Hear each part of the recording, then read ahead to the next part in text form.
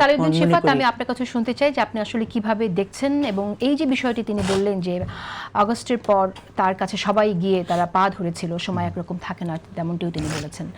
তো আসলে কি বার্তা দেয় যে আগস্টের পর তাদের কাছে পা ধরলো? অগাস্টে সবাই অনেকের কাছে পা ধরছে, এগুলা শুধু জামাতের কাছে না, বিএনপির কাছে অনেকে পা ধরছে আর কি। ইস্যুটা হচ্ছে যে কিন্তু ক্ষমতা, তার মানে তো ক্ষমতা জামাতের কাছে ছিল বা কার আছে। কাছে ক্ষমতা আছে এটা দেশের জনগণ খুব ভালো করেই জানে। তাহলে জামাত নেতার কাছে পা ধরলো কেন? জামাত বিএনপি, শুনেন, 5 তারিখের পরে জামাত বিএনপি ছাত্ররা সবাই মিলে পাওয়ারটা হোল্ড করছে। This is the straight line.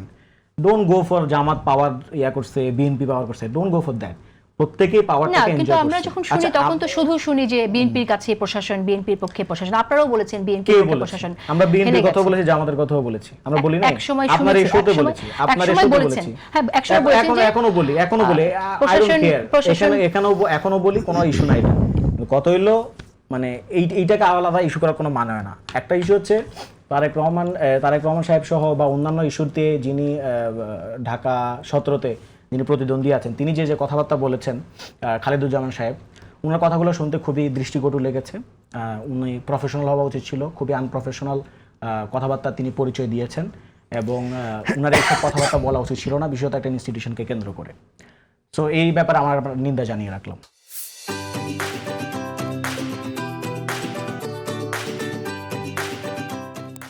কিন্তু এর বাইরে এতটুকু যদি শেষ করে দেন তাহলে হবে না। এর বাইরে একটা ইস্যু হচ্ছে, একটা ক্যান্টনমেন্ট এরিয়াতে আপনার যারা আইন শৃঙ্খলা দায়িত্বে আছেন তাদের গায়ে বডি ওর্ন ক্যামেরা আছে।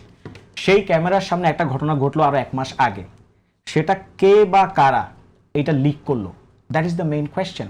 আপনারা কেউ কিন্তু এই প্রশ্নটা করছেন না যে কেন। এটা তো একটা সিভিয়ার নিরাপত্তা ইস্যু, সিকিউরিটি কনসার্ন। একটা দেশের ক্যান্টনমেন্ট এরিয়ার মধ্যে একটা বডি ওন ক্যামেরায় কি ঘটনা ঘটেছে, এখন ইস্যুটা কি, ধরেন বিদেশেও এই ধরনের বডি ওন ক্যামেরায় কি কি ঘটনা ঘটে সেগুলো আমরা কিন্তু দেখতে পাই, মাঝে মাঝে আমাদের রিলসে চলে আসে।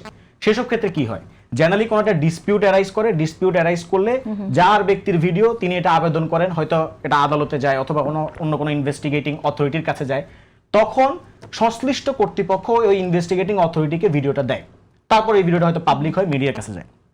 এখন অত্যন্ত দুঃখের বিষয় যে আমরা এই একটা পার্সোনাল কনভারসেশনের ভিডিওটা এটা আমরা দেখতে পেলাম না। কিন্তু আপা, আমি মানে আমাকে যদি আপনি বারবার ইন্টারাপ্ট করেন, না আমি আপনাকে প্রশ্ন করতে পারবো না, তা তো না। অফ কোর্স না, আপনি করেন, কোনো সমস্যা নেই, কিন্তু আপনি যদি বারবার একটা this is a talk show, this is a interactive talk show, you are not, you are স্বাধীনতা আমার আছে। Of course you have that independence, but you are not interrupting the same way as you are doing with me. কিন্তু আমরা যদি আপনি যে কথাটা বলছেন সেখানে যদি শুধু আমাকে ইন্টারাপ্ট করছেন। আমি এখানে একটা কথা বলি আপনাকে, আপনি তো কথাই বলছেন, বলেন। আপনারা কেন ধরে নিচ্ছেন যে আপনি যখন কথা বলবেন বা ডক্টর শান্ত যখন কথা বলবেন একই সময় একই জায়গায় আমার সবার ক্ষেত্রে প্রশ্ন সমানভাবে থাকবে?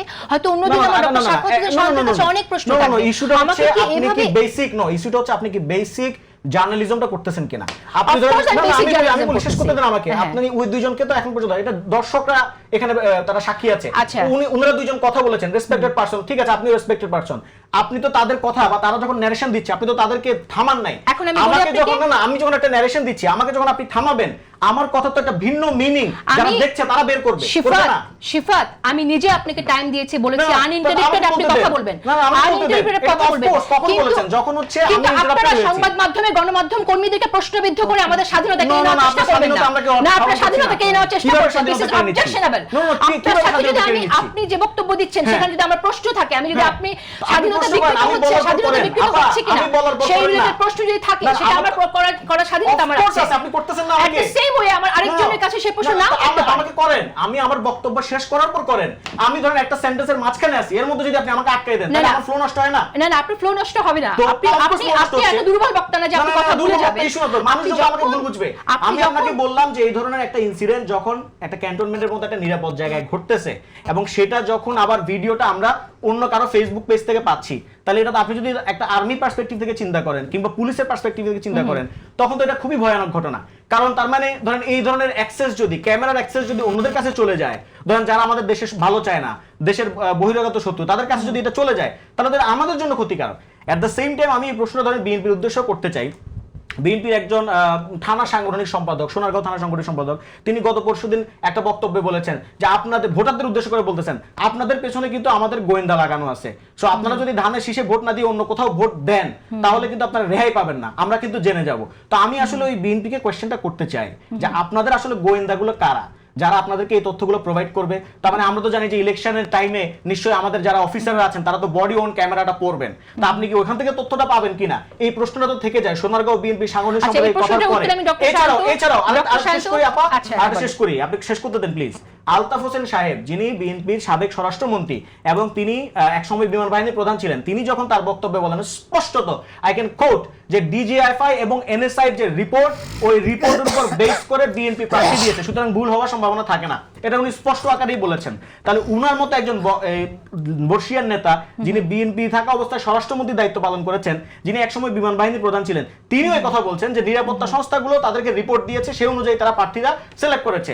আর স্থানীয় পর্যায়ে তৃণমূল পর্যায়ে একজন বলছেন যে আপনাদের পেছনে আমাদের গোয়েন্দা লাগানো আছে, ভোটারদেরকে বলছেন। তো ফলে আমরা তো এখন শঙ্কিত, তার মানে হচ্ছে যে আমাদের কোনো সিকিউরিটি নাই, উই হ্যাভ সিকিউরিটি কনসার্ন।